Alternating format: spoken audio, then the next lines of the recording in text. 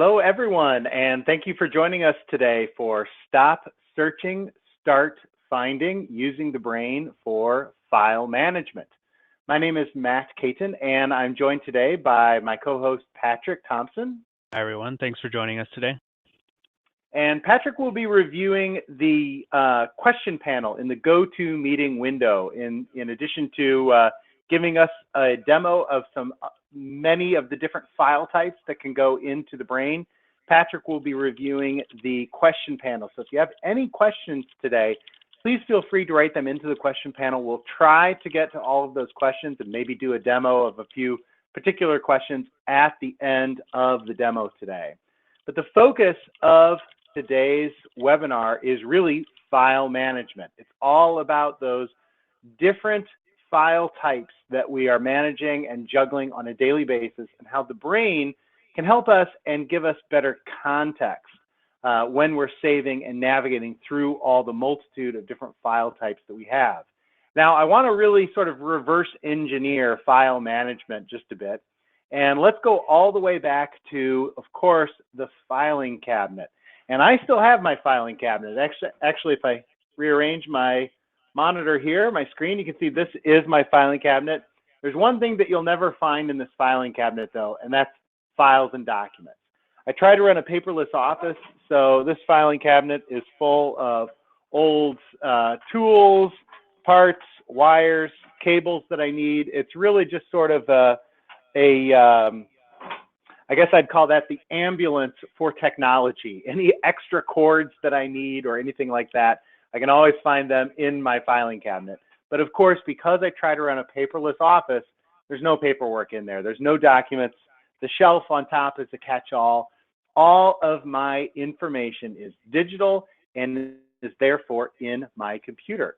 So that, of course, brings us to what we are all familiar with, which is the file and folder structure of Windows or even Mac OS. They're both very, very similar. They might be called a few different things, such as Finder or your Explorer, or whatever the case may be, depending on your operating system. But it is a digital filing cabinet. And if I was looking for a particular client here in my file structure, I've got a client, Time Warner, that I'm doing some work with. And I've got some important information to get going with a few projects for Time Warner. They're going to be up for renewal of their contract soon. So, of course, here I am in my sample directory, eSolutions, and I can go into clients, and I've got them broken up a few different ways. I've got my top clients. Time Warner's not there. Now, obviously, I'm going to start clicking and navigating around and eventually probably do a search.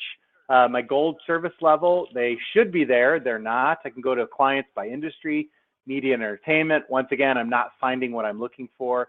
I recategorized them not too long ago. There they are under prospective clients.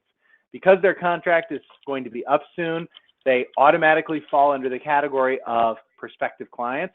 I wouldn't say automatically. I need to manually make that change in this folder directory. And this is where I can get to all of my documentation for Time Warner. Now, it took me a little while to get there. I could have done a search, maybe saved a bit of time. But now that I'm here, there's a few things that I can't see. Number one, who's helping me with all of these different projects?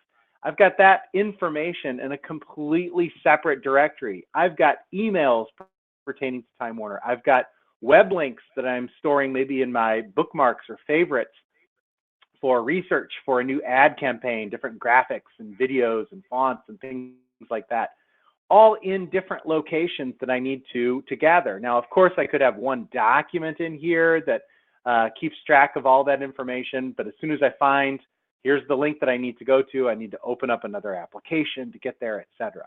So disparate pieces of information, hard to get to, and once again, I can't see that Time Warner also falls under the other categories that I tried earlier. I was looking in my gold service level folder. They weren't there. I was looking in my top clients. They weren't there, even though they do qualify for those different categories. but the file and folder system has no way of visualizing the multitude of different categories and connections that this particular client fits into. And that's where the brain comes in. So let me jump into my brain, and I'm starting at the top of my directory. And you can see I can click down through the brain. Now, I'll give you just a really quick background. We're focused on files and attachments and documents today. But those of you that are new to the brain, pieces of information in the brain are what we call thoughts. And a thought can represent anything from a file, a document, a web page, to maybe just a note or a placeholder that other thoughts are connected to. And that's the case right now. I've got eSolutions Consulting, that's my company. And if I click down into clients, when I click on clients, that becomes the new active thought. It's in the center of the brain. Anything related to clients is linked and displayed on the screen. So below clients, we have its child thoughts or subcategories that I'm clicking through. And above, we have its parent thoughts. So clients is a subcategory of eSolutions Consulting. Now watch what happens when I click down into clients by service level, for example. We'll go into my gold service level client. I mentioned earlier, Time Warner is a gold service level client. Notice that I've clicked on Time Warner. Time Warner is now the current active thought. Above Time Warner, I can see that it's a gold service level client, but I can also see that they fall under communications, media and entertainment, another folder directory that I was looking into. Also, I have Time Warner linked under prospective clients, and I've defined the relationship between those two thoughts.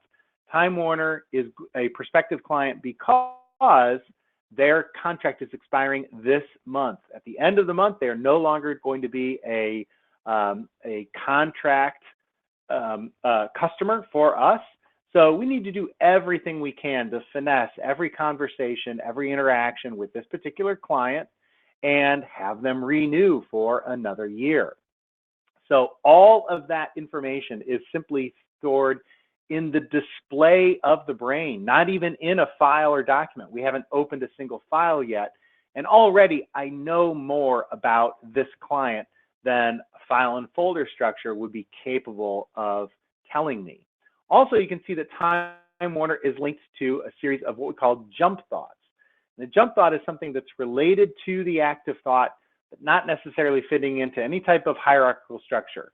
I don't have Fred Baxter, he's the account lead. He doesn't own Time Warner, so I don't have him linked up above. He is the account lead, but it's a team effort.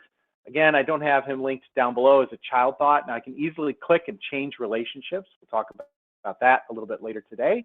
But Fred is simply working on this account, and he's the account lead. I like to have him linked there as a jump thought. But you can always go back and change those relationships as you're continuing on building your brain. And now let's jump right into the files and attachments and documents associated with this client. You saw in my folder directory, let me open those up side by side here. Over in my folder directory example, I've got many different documents associated with Time Warner and a couple of subcategories. So a marketing campaign associated with Time Warner, as well as some legal documentation. And the brain is no different. I've got some individual documents associated with some thoughts, and I can click on any one of those attachments. So now I've clicked down to corporate portal development. There's a Word document associated with this thought. I'll click and launch that document, a document that I'm just starting out. I've got some sample text in here. I'll actually highlight this and start re-editing this document. This is my Corp Portal draft. So I'll just save this content, and that content is saved internally inside my brain. This file is internal inside my brain database. We're going to talk about that in just a moment in more detail as well, as far as whether you have internal attachments or shortcuts. And I'll talk about that when we're creating some new documents and attaching them to thoughts. But it's important to point out that each document, whether it's a shortcut or an internal attachment, when you have a document associated with a thought, that document is going to open in your operating system's native application. You notice when I open the Word document, obviously I'm on a Windows machine today, so that launches. Microsoft Office Word. And so that's how I open all of my .doc files. If I were to move this brain over onto a Mac computer, which I can do because TheBrain is cross-platform compatible, and I've got a completely different word processing application over on my Mac, whatever the default on the operating system for opening a .doc, or in this case, a .docx file, whatever that default application is, that's what the brain will launch that particular attachment in. And so that's important to point out, especially when we're also talking about web pages.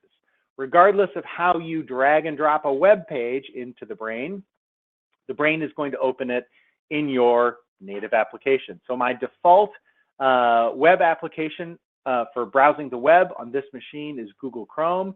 Even if I open up Firefox or IE, which I do have installed on this machine, and drag something into the brain, it's always going to launch in my native application. So if I go into another directory, so here's my reach out ad campaign that I'm working on, and I've got a couple of web links that I'm researching just for graphics and animation. You can see there's a lot going on this particular page. It's just loading up this cool little graphic with sound effects, etc.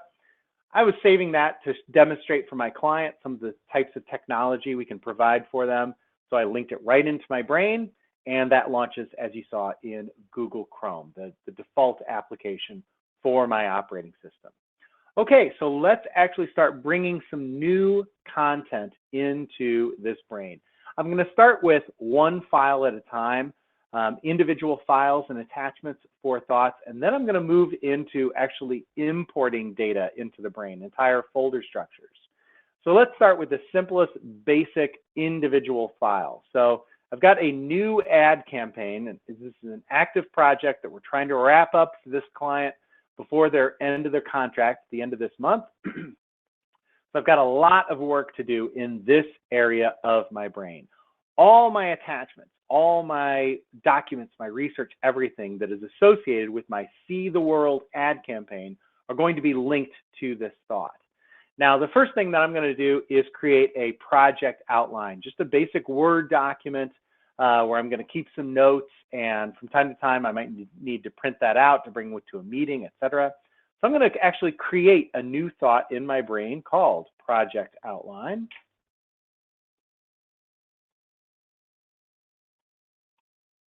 So I like to create new thoughts by clicking and dragging off of the gate. So I created a new child thought, project outline, by clicking and dragging on the gate. You can also create new parent thoughts by clicking and dragging on the parent gate, and jump thoughts over on the left. And I'll do that in just a bit as well. So let's start with my project outline. And I'm going to create a new document internally right here in the brain. I'm going to right click on this thought and select to add an attachment. Now from this add attachment window that you see, you can actually select from a template. If you don't see the template that you're looking for, you can click on this templates button and add a file type, a unique file type, or a customized template to your list. So if you want to create a company letterhead or some type of sales spreadsheet, etc., that you go in and just fill in the blanks once a month, you can add that to this particular list. I do see what I'm looking for. I'm going to create an actual Microsoft Word document. Let's mix it up a little. Let's actually do this in Excel. So I'll select Excel. And this creates a new blank Excel document for me. It's saved internally inside my brain database. So here is my document. I'm starting from scratch. We'll say early June. Get the cell mid and late. So these are some of the different tasks that I'll be keeping track of down below. I'll come back to this document later. For now, I'll just go ahead and say save. Doesn't ask me where I want to save the brain to. That file is now saved internally inside my brain. Now, you have an option for creating shortcuts to existing files or moving existing files internally into the brain. In this case, I created a new document from scratch, so it's saved internally inside my brain. So let's talk about that for just a moment. When you have an internal attachment inside your brain, that particular file is not compressed, it's not zipped up, or it's not renamed in any way. the brain itself, the application of the brain, when you create an individual brain file, you're creating a .brain file and an _brain folder. And the _brain folder for the brains that you create is a mini database that's being visualized in the application. So this brain is called eSoul. That's the name of the brain. And here on the C drive of this Windows machine, I have a folder, and I can get directly to the location for this individual thought by clicking on this button here in the Thought Tool tab. So I can click and go directly to the containing folder for this thought. You can see the full path up above. So there's my eSoul _brain folder I talked about. Inside there's a files directory, the unique folder for each individual thought. There's my project outline. So it's not zipped up, it's not compressed, it's not renamed. Even without the brain running, I can actually do a search, maybe a spotlight search on my Mac or a search on my C drive here, and still find internal attachments inside my brain right from the computer that I'm working on. So it's good to know that. And also, you can keep track of version control inside the brain as well. So this project outline, let's say I want to actually save this, this particular version of the document. I'm actually going to select the document and select copy and paste with the icons on the Thought Tool tab.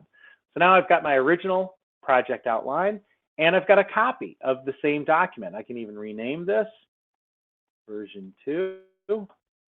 And when I click on the attachment for this thought, you can see there are 2 attachments on the project outline. I'll click on the attachment. The brain is asking me, do you want to open up which of the 2 attachments, project outline or version 2? I'll select the version 2. Just a copy of the first version I created. There it is. And I'll continue on making progress on this document and save and close. So that's how we create new individual files from scratch. Really quickly, I'll add a new template just so you can see how that process takes place. Let's say I want to send out a welcome letter to the team. And I'll right-click on this thought and select to add an attachment.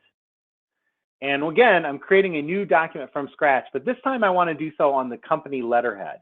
And I don't have my letterhead appearing here in this list, available list of file types from the Add Attachment window. So I'll click to Add a Template and follow the on-screen instructions. And so this actually opens up a directory.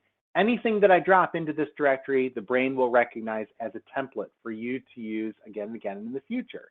So I have here on my desktop,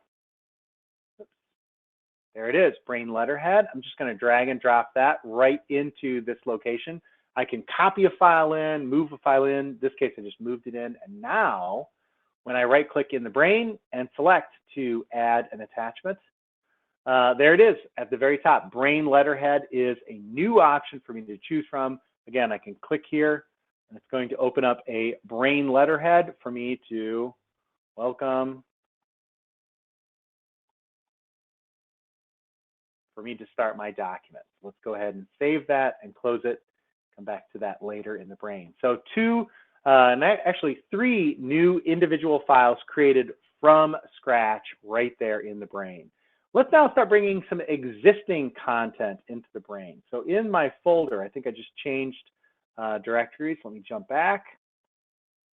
So here in my clients directory, I'll come all the way back out into eSolutions. I've got some sample documents down below, but these are documents that are referencing my See the World ad campaign that I want to bring right into the brain. Now, the default for drag and drop into the brain is to create a shortcut. So I'm going to grab this website budget, for example, and drag and drop that right into the brain. And it happened behind the window, but it actually created a new thought called website budget. So the thought name is the actual file name. And this has a shortcut to the Excel spreadsheet that I just did the drag and drop into the brain with. If I go back to that directory, you can see website budget is still there, but now I have a shortcut in my brain. And you'll notice on the Thought Tool tab, which always tells you more about the content for the current active thought, that gives me the full path. So this is just on my C drive in a directory called eSolutions. There's that particular file, a link to that file. Now, I've got a couple of different options for bringing content into the brain with drag and drop. The default, as you saw, was to create a shortcut. Now, I'm going to grab a Word document. Let's say I've got project details. This time, I'm going to click and hold the control, or press and hold the control key. This is actually going to create a copy of the file internally into the brain. So the original will stay there, and I'll be creating an internal copy in the brain. I'm on a Windows machine today, so this is done with the control key. If you're using a Mac, you would actually press the Alt key and do a drag and drop. So project details, I hit Control, drag and drop into the brain. Notice project details is still there. Over in the brain, my project details, new thought that it created is a copy. So I've got that internal attachment. That's a copy of the original. And finally, another option, Control Shift. So this time I'm going to grab, let's grab one of these graphic files, this Be Hidden file. It's a graphic I'll be using for my ad campaign. I click on Control Shift on my keyboard and drag and drop Be Hidden. Now notice Be Hidden disappeared. It's been moved from its current location internally into the brain. So here's my thought with that Be Hidden JPEG attachment. So Control Shift, that's the same on Mac and PC. That'll actually move the file into the brain. Now, I may have gone through those three different options really, really quickly. Drag and drop, that's the default, which is to link a file. Control drag and drop or Alt drag and drop on a Mac, that will actually copy, and then Control Shift to move a file into the brain. Have no fear. There's a couple of different options. You can change the default. If you always want to move files internally into the brain, that's actually what I prefer, because quite often I'm traveling, I'm not connected to my network here at the office. I might not even be connected to the internet, but I need a client contract or a script or an invoice for a job that I'm working on, and I need that right away while I've got my laptop open. So an internal attachment for me works the best. If you are in an environment where you're connecting to a shared drive, and many of your colleagues have access to the shared Z drive on your office network, then obviously a shortcut may work best. You don't want to move those files internally into your brain.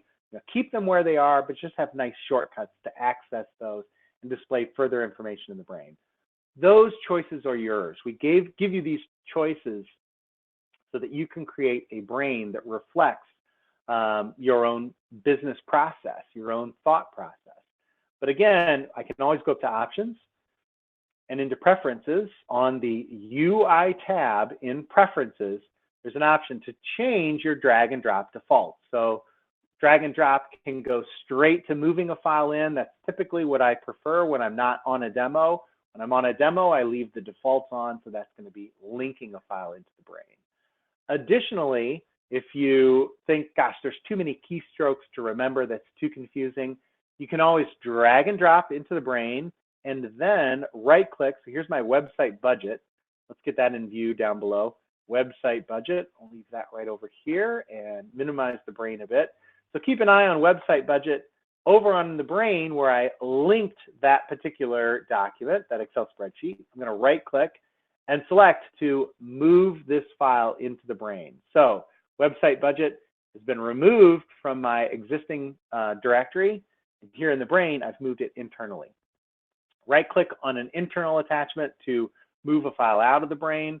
Right-click on a shortcut to move or copy the file into the brain. So many, many different options, and you can always go back and change. If you're just now realizing, oh, I've been dragging and dropping to create all these shortcuts, I didn't realize the brain could hold these files internally for me. You can right-click on those attachments and move those very, very quickly and easily into the brain. And you can run a report to find all of the different types of attachments in your brain as well.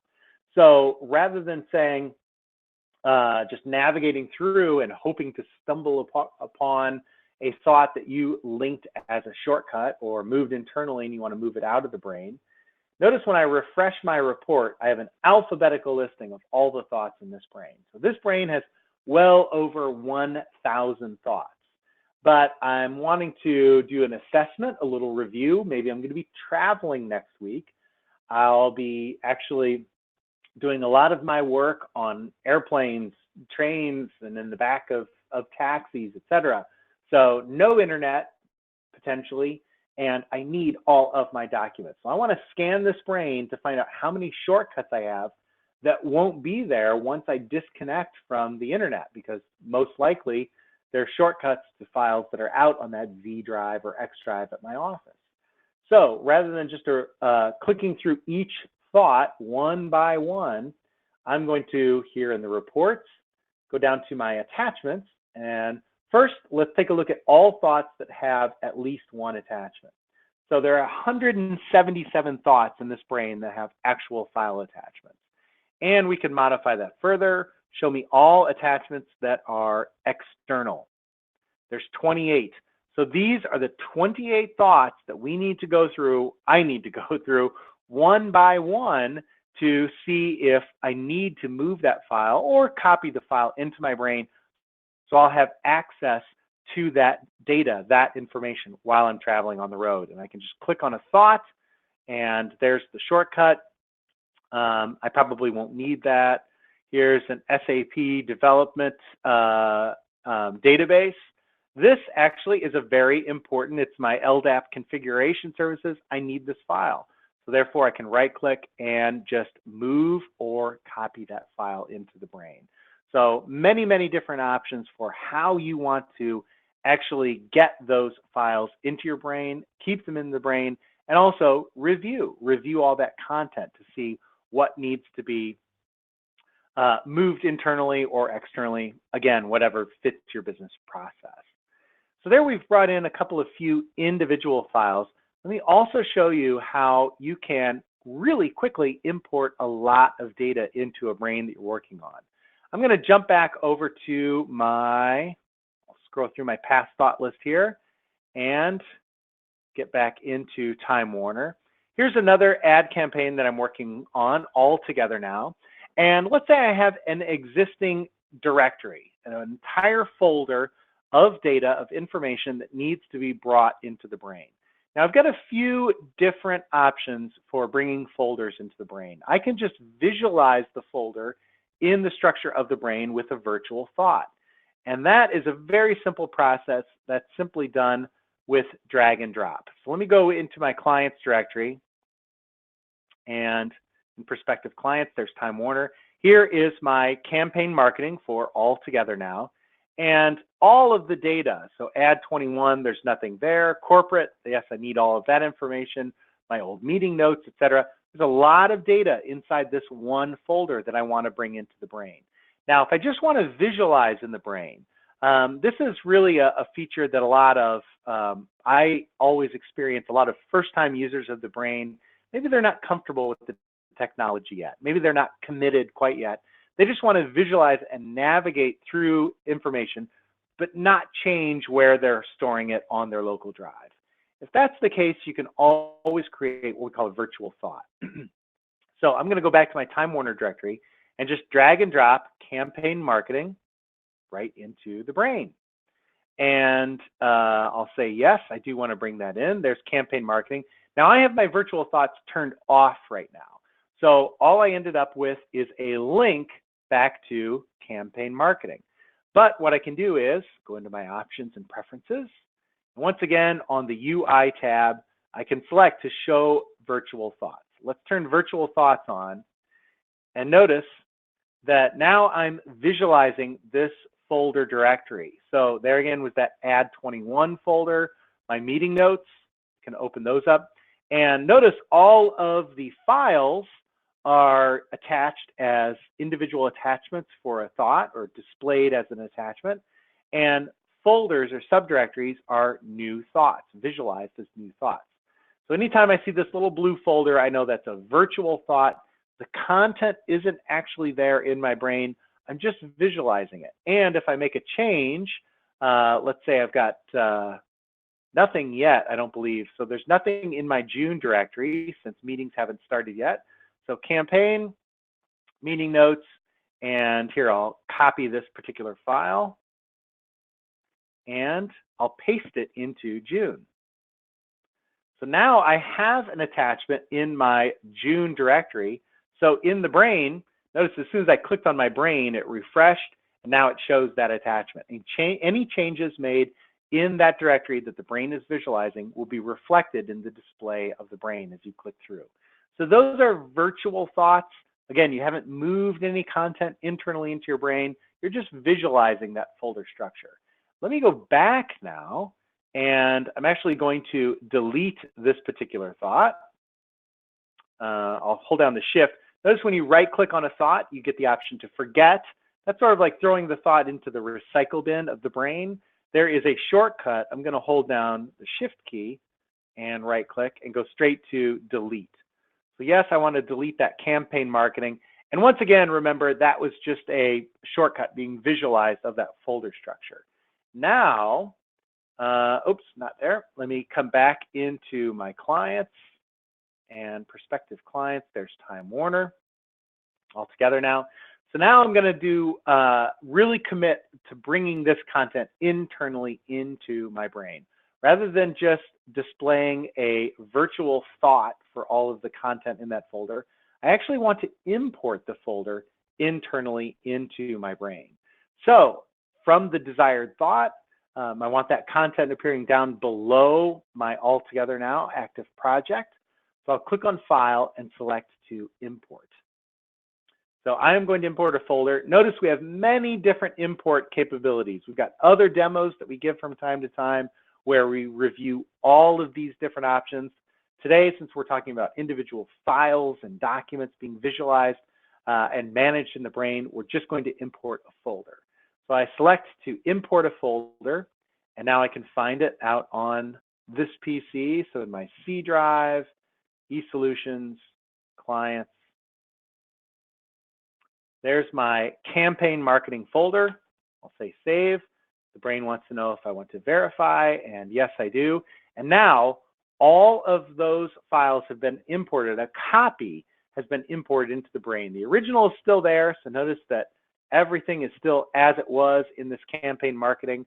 But here in the brain, I have my campaign marketing, all of my corporate files, those internal attachments, subfolders are displayed as other thoughts.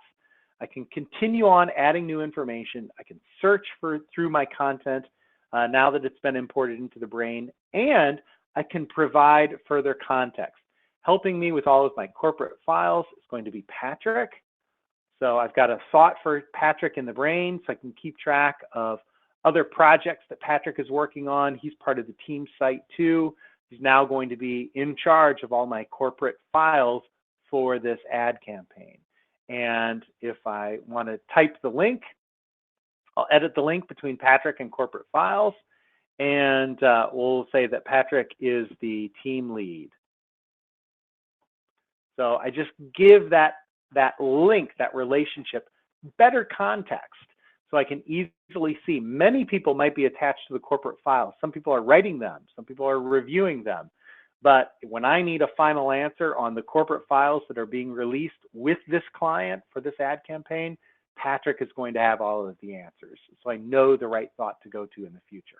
So once again, bringing the files internally into the brain provides me with greater context of how all the information is fitting together, why it's there, and just a better understanding in general of all the components of this particular project.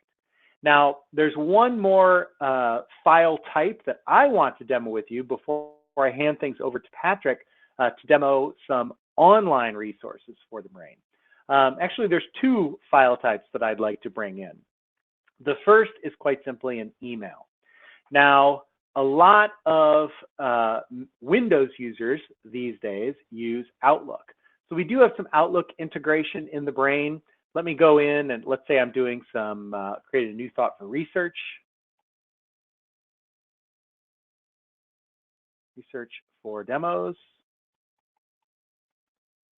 And let's say I am, before I actually start my research for this marketing campaign, I want to take a couple of customer surveys.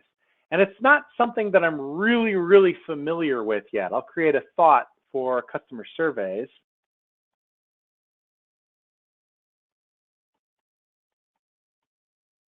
So I need to do some research online to find out what is an example of a good customer survey, what works, what doesn't work, etc. So from the brain, I'm actually going to search the web. So I click on F4 to bring up my web search. I can also go up to my options and select to search web.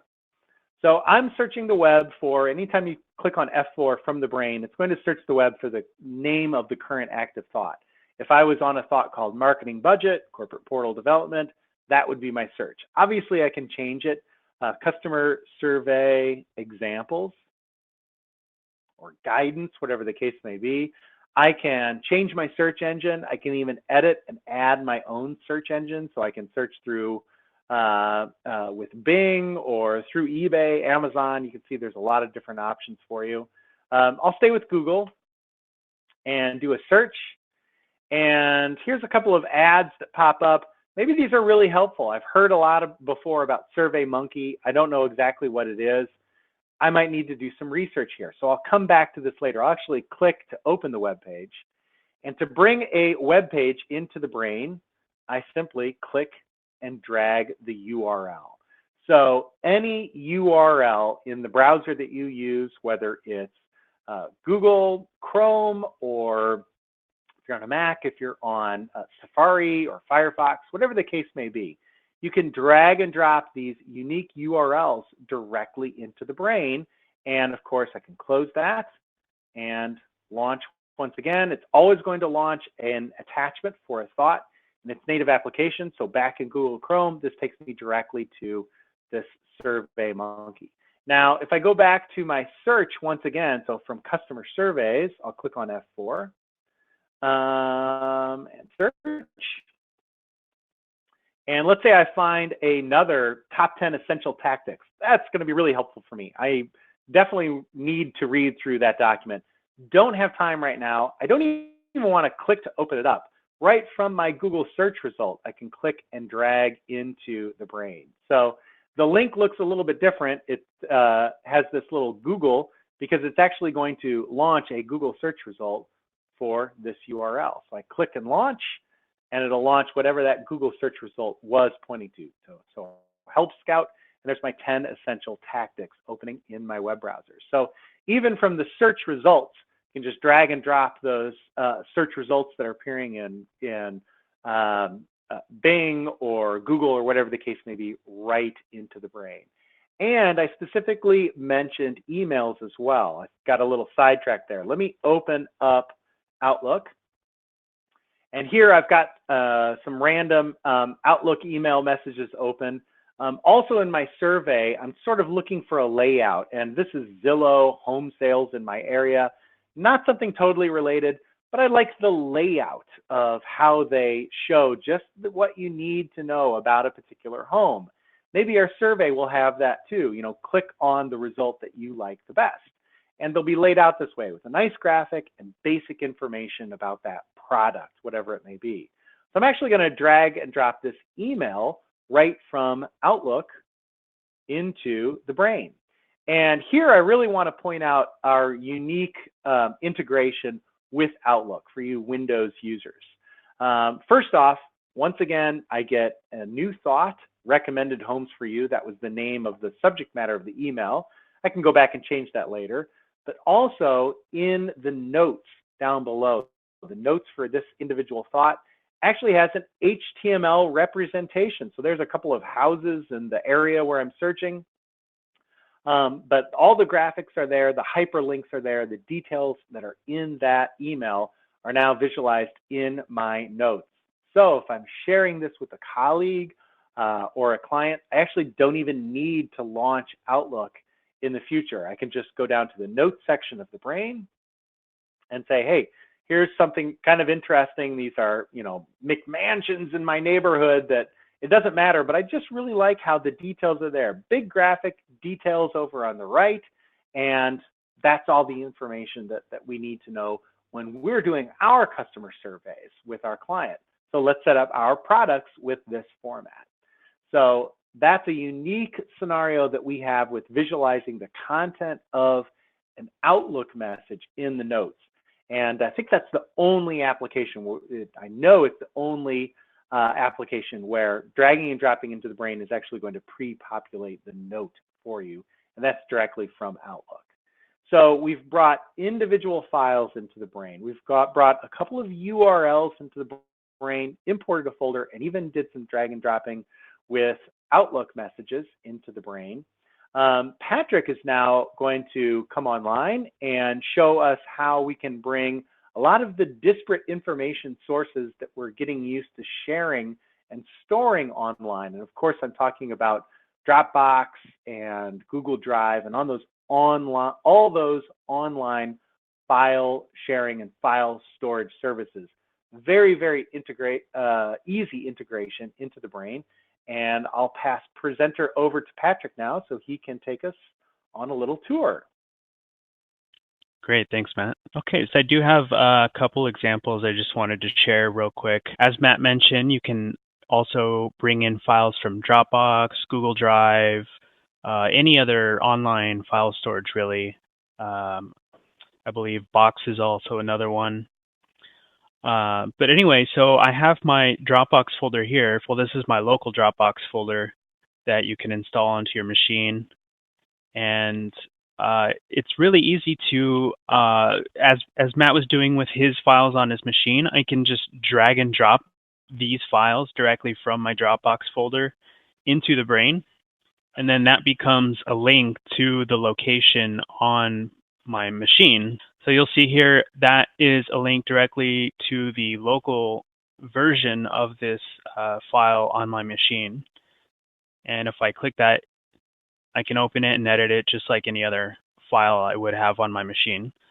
But the difference with Dropbox files is that you can actually create a share link to the online version of that. So you'll have access to that file even if I'm not on this machine. So for example, I can right click on this other proposal that I have here. And let me go back to my main thought. So I can right click on this proposal and grab the share link. Or actually, sorry, that was the wrong option there. Copy Dropbox link. So right click and then choose copy Dropbox link.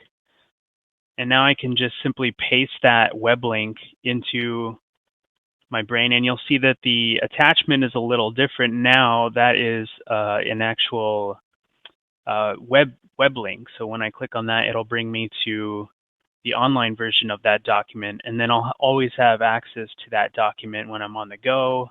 And then I can also download it and work on it on a separate machine if I need to.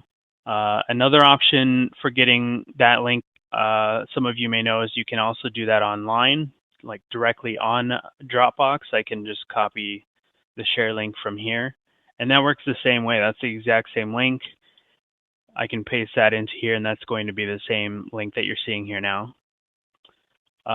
Similarly with Google Drive, I just found out recently that you can actually share an entire folder, which is pretty useful. So this travel and expenses folder that I have for my Time Warner travel and expenses, I can right click on that and choose share and get a shareable link for that folder and paste that into my brain as well. And that's going to be another web link. And sometimes you'll see that the brain usually tries and grab the best name for your file that you're putting in there, but it's not always going to be one that makes sense. So you may need to rename that. So for this one, I'll do travel and expenses. And now when I click on this, it's going to take me to that folder, directly to that folder where I have my travel and expenses documents. And of course, I can also do the same thing that I did with Dropbox. I can grab an individual file, share link, and then also paste that into the brain.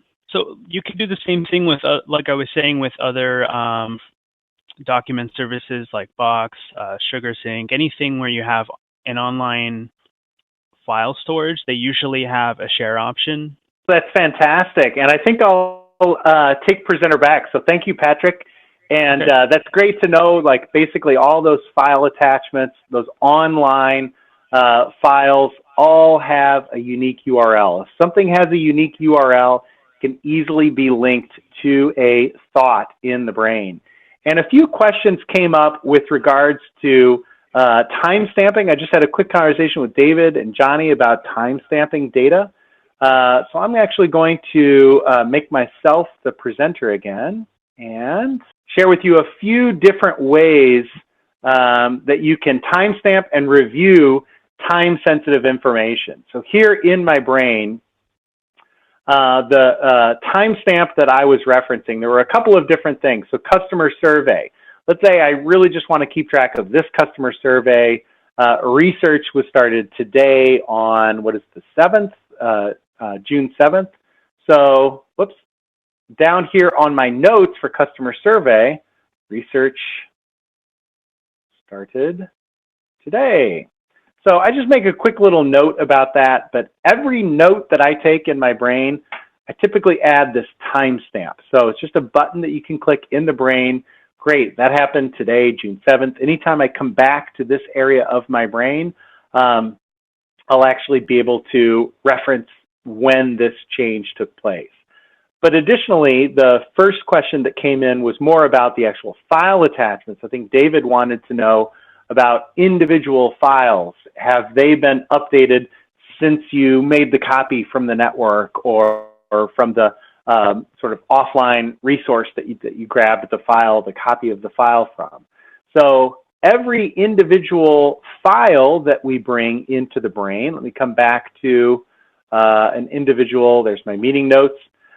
Notice that once I brought them into the brain, it stamped them as being new into the brain today. So there's the date for that change or the last edit of that document because it was a new document, a copy created today.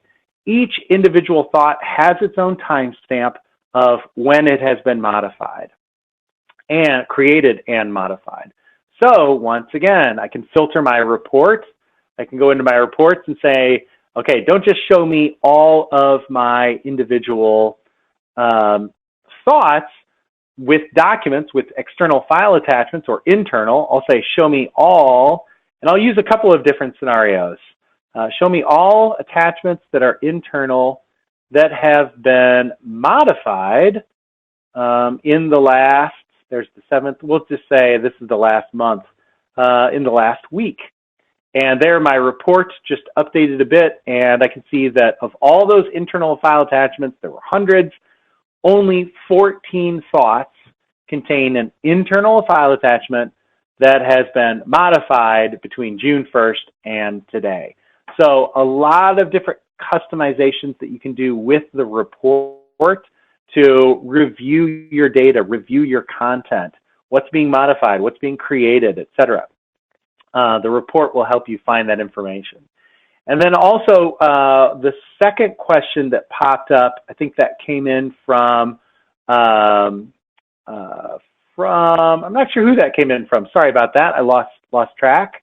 But the second question was more about, again, reviewing that content. I think Johnny asked about going through thought by thought and reviewing the content to see if it needs to get moved into the brain. What if you know for a fact you want to move internally all of the shortcuts that you have inside your brain? I can click on File and go over to my Utilities, and there's an option here, Move External Attachments into Brain. So if I know for a fact, hey, if it's a shortcut here, I won't be able to get to it once I'm on that airplane or moving to my new location, whatever the case may be. I've already done my review. Yes, great. I want to move all of it into my brain. You can do that very, very quickly. Just run this report or this utility rather, and all external, all shortcuts, those files will be moved internally into your brain. Also, let's say you've got a shortcut or a lot of shortcuts over to your Z drive at the office. And the IT team comes in, we all know this can happen from time to time, and they'd say, well, the Z drive is really getting filled up. We're going to archive that, or we're just going to move the latest files that have been changed over onto a new drive called the R drive. So suddenly you've got all these links that don't work because everything's been moved over onto the R drive from the Z drive. So replace attachment locations. That's the utility that you're looking for. And you just say, hey, replace everything that is Z:// with R:// or whatever your scenario may be. So a lot of different ways to manipulate, edit, modify, maintain, and review the files and contents that are going into your brain. And with that, I think that kind of launched us into the question and answer section of the call today. So Patrick, those are the two questions that I referenced really quickly. Any other questions or anything that you'd like to review really quickly? So yes, we do have quite a few questions. And Jeffrey wanted to know, can you link to OneNote? You certainly can. And OneNote is really interesting because first off, everything in OneNote has a URL, whether it's just a paragraph or a page or a notebook, I think they call them. I think I can launch OneNote here really quickly and show you, but there's a few interesting things with OneNote. And people got discouraged with OneNote recently because their classic links no longer work. For example, what I mean by that is, here I've got just a random, it opened up my maths to-do list, the last OneNote that I had open. And if I right-click here on the paragraph, I can find my link, or there it is, copy link to paragraph. So I copy that onto my clipboard, go over to my brain, right-click, and paste. This takes me out to the web version. So if I click to launch, notice I'm opening my browser, and I need to log into my OneNote account. I think it should remember me. Log into my OneNote account. And so this is the online version, there it is, of that note, things to do this weekend.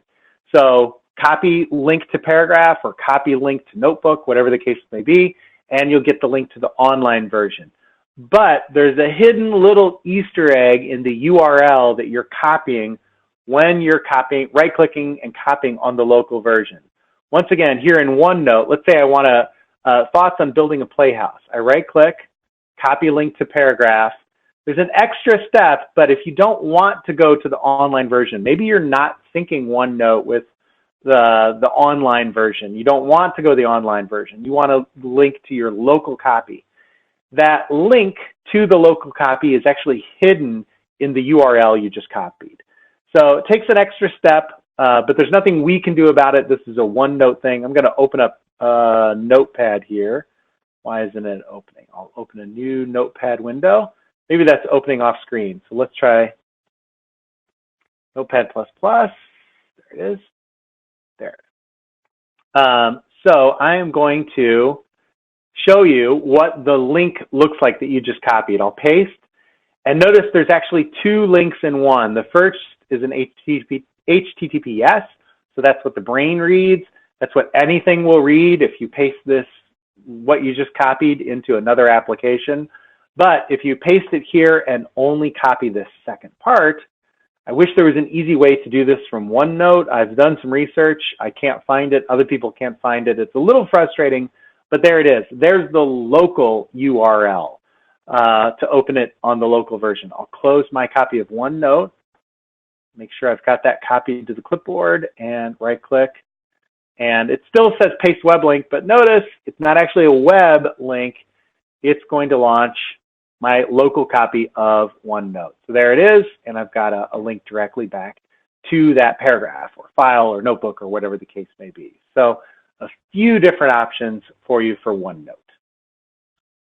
Great. And Johnny noticed that you were linking to several different files, and he was curious on how you would handle version control.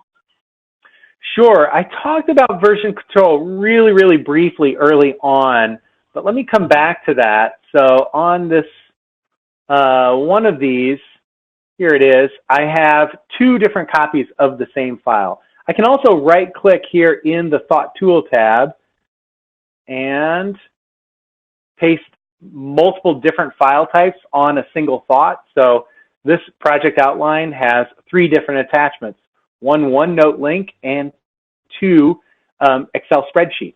If I'm interested in version control, I've got lots of copies of the same document, but I've got my June version. Maybe I'm keeping track of, and this really is something that I do. I use the same template over and over again for a company newsletter or just a press release. So I'll simply highlight it or select it there on the Thought Tool tab and select Copy and Paste. And so there's my copy of version 2. I'll rename that version 3. Or June version, July version, August version, etc.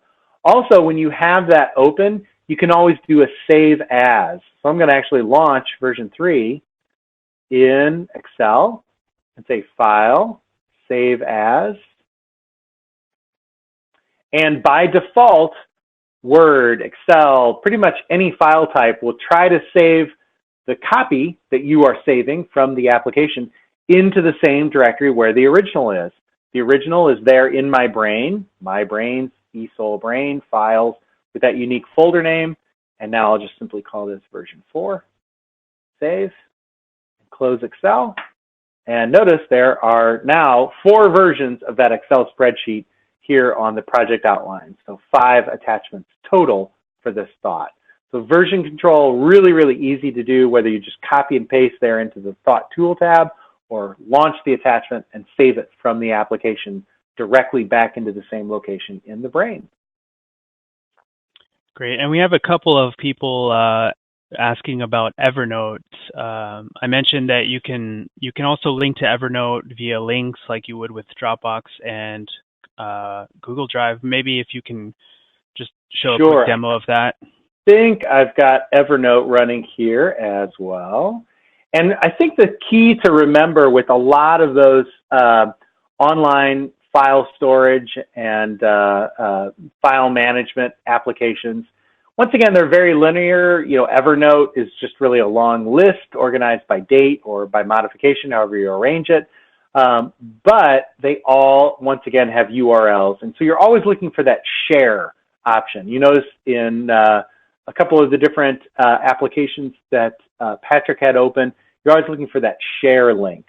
And Evernote, I believe, yeah, there it is the same. So I'll launch Evernote.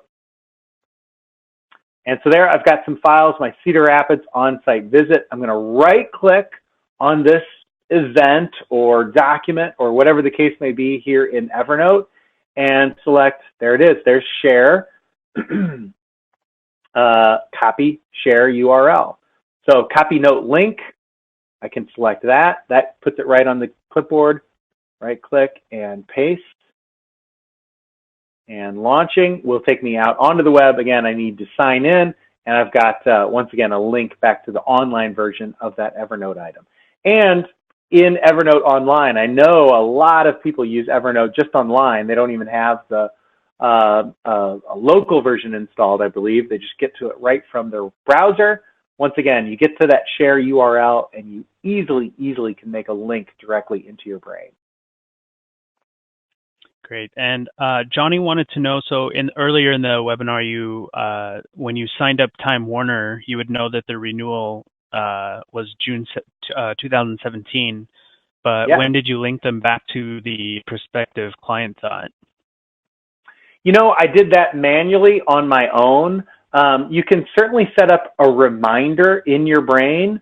So if this is going to expire and they no longer need to be linked to prospective client, or I needed to get notified that, hey, this is expiring in June, so it's time for me to link it up to prospective client, so I can start paying a little bit more attention to all the interactions that I have with this client.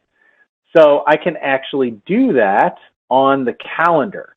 So from the calendar in the brain, with Time Warner as the current active thought, I'll select to add a new event for Time Warner, What is the event?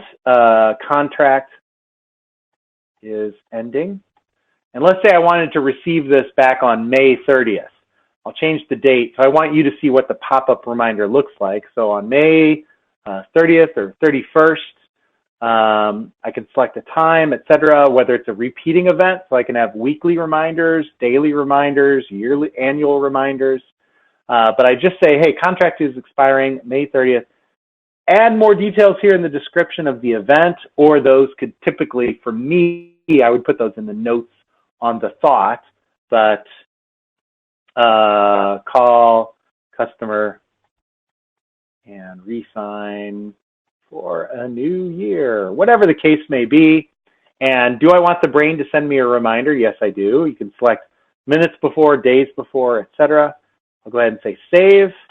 And because that is past, May 30th, obviously, or 31st already happened, I'm seeing I am 1 week past due on the Time Warner contract expiring. So the brain has reminded me, hey, you've got a contract that's due. You've got an assignment to complete, or a project to wrap up, or a meeting to go to. So you can set up those reminders in your calendar. We didn't really talk a lot about the calendar today because we were more focused on individual files and documents rather than reminders and events and meetings.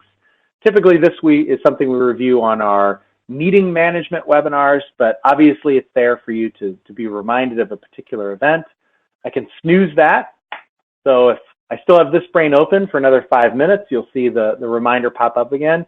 You can also synchronize those calendar events that you create in the brain with your Google Calendar. And so I can click on File and Sync Calendar with Google Calendar. Everything that goes into my brain, it's a one-way sync. Everything that goes into my brain will go into Google Calendar. If I have Google Calendar all set up to send me email reminders for events, then that means events created in your brain, you'll eventually receive an email reminder about if you sync that with your Google Calendar.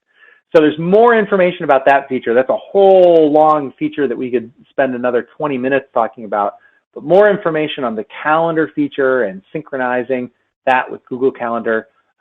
There's some great tutorials on our website, or you can contact us at support@thebrain.com, or we'll be happy to answer any additional questions about that you may have. Great. And Rebecca wasn't quite clear on the difference between a virtual folder and a linked folder. I know it can be a little confusing. If you can maybe reiterate on that.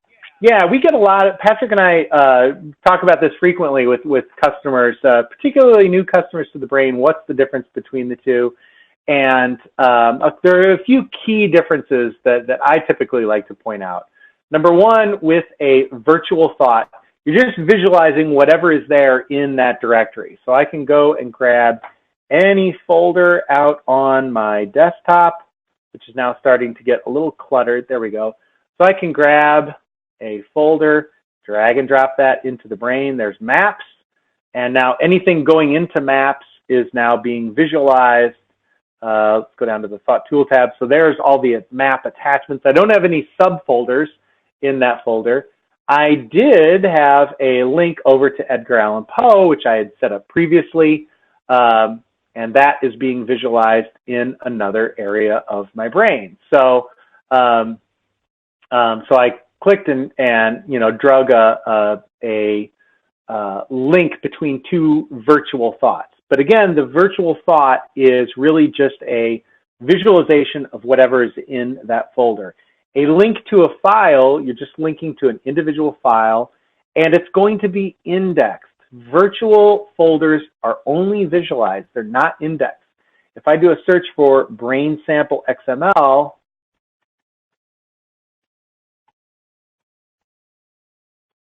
if I'm trying to find that file, I actually did find it. I've got it in a different location here in campaign marketing, because I imported it earlier. So that's the internal attachment version of the same file. What is not showing up, as you can see there in my search results, is the virtual reference to that document, the virtual folder inside Maps. So I realize those can be a little bit confusing, but just keep in mind the virtual thoughts, it's just a visualization of a large folder directory. If you want to see what that looks like in the brain, drag and drop it in, make sure you turn your virtual thoughts on, and you can browse around through that directory and launch folders and attachments. But it's not going to be indexed the way a shortcut to an individual file will be. I always recommend that people do an import of their data into the brain. If you've got a folder, you want to visualize it in the brain. Personally, I prefer it to be imported into the brain. It's going to be searchable, it gets indexed. I can then add additional links to it and so forth.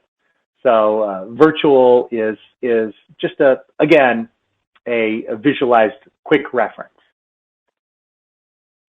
Right, and kind of related to that, real quick, I think this is the last question, Andrew.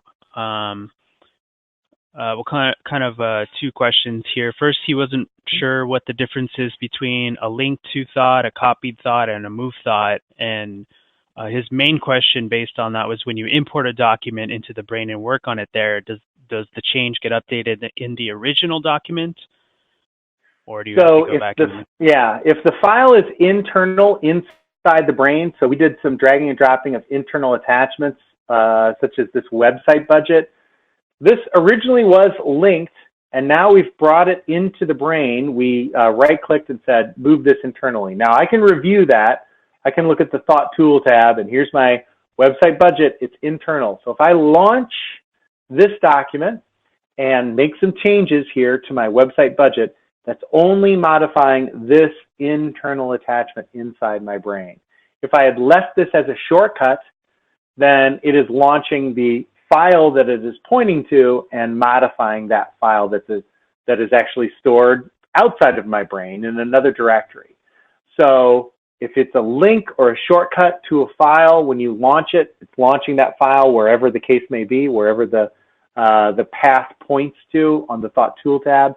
If it's an internal attachment, even if you copied it into your brain and then you launch it from your brain and make some changes, you're only modifying the brain version. That's an internal attachment. That's what you're launching and changing. There you can see in the background, my 5-minute reminder just popped up. So I'll close that again. So hopefully that clears things up for you.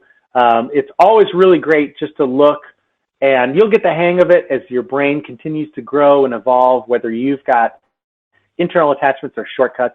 But you can also typically see on the actual file attachment itself, an internal attachment has no little black arrow icon. But if I open up, and let's drag and drop this launch party PDF, this has that little black arrow icon that you see down there in the lower left. That's telling you that's a shortcut.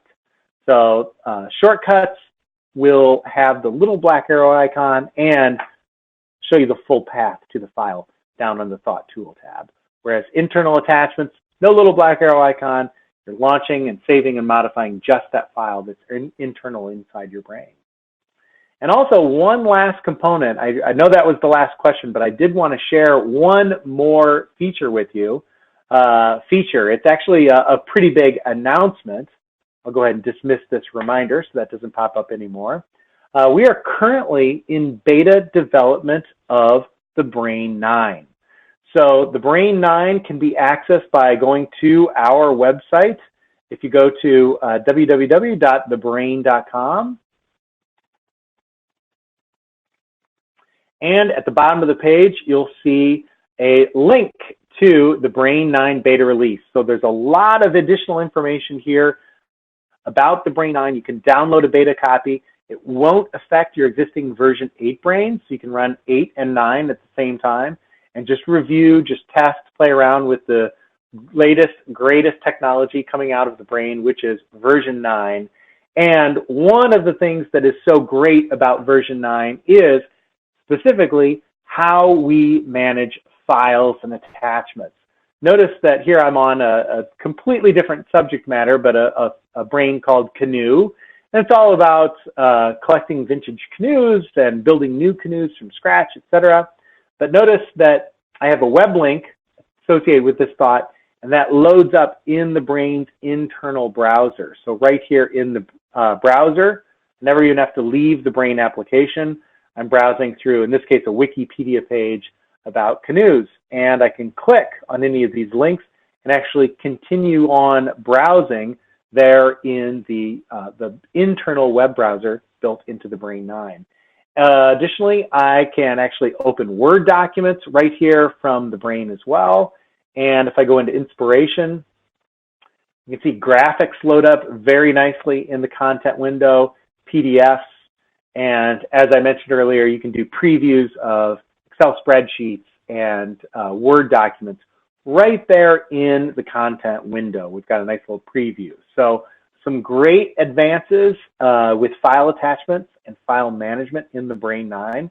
And I encourage you to take a look at, download the beta, start playing around with that. If you have any questions, you hesitate about installing beta software, but you've got questions about what's going on with the Brain 9, again, feel free to contact us at support@thebrain.com, and we'll be happy to share further information with you. And with that, Patrick, any other questions or anything else you'd like to add on stop searching, start finding, using the Brain for file management? Related to the Brain 9 beta, make sure to join our forums as well if you do help us test out, because we have lots of feedback going on there. If you find something that's wrong or that's not working correctly, definitely join us there and let us know. Or if you just have a quick feature you want to suggest, we can also you can also add those there. Yes, and there's a link to the forums there on that version 9 page with some further information about the Brain 9, giving us some feedback through the forum. So there's a link on that Brain 9 page. So thanks everyone then for joining us today. We hope you enjoy using the Brain to manage and store and find further context, further information in all your files inside the Brain. Thanks for joining us today. Enjoy the rest of your week and enjoy your Brain. Thanks everyone.